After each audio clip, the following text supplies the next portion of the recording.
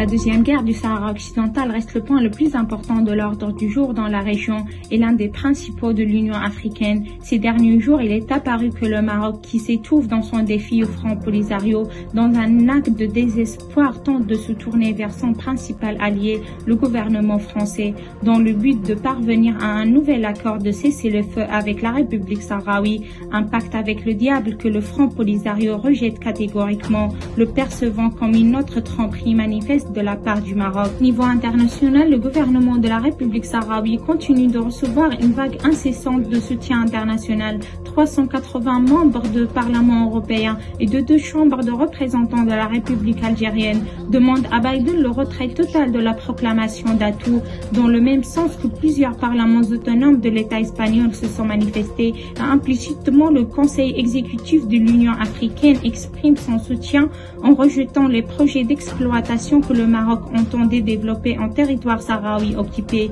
où l'armée marocaine, selon Human Rights Watch, commet de graves violations des droits de l'homme, violations que cette chaîne condamne fermement.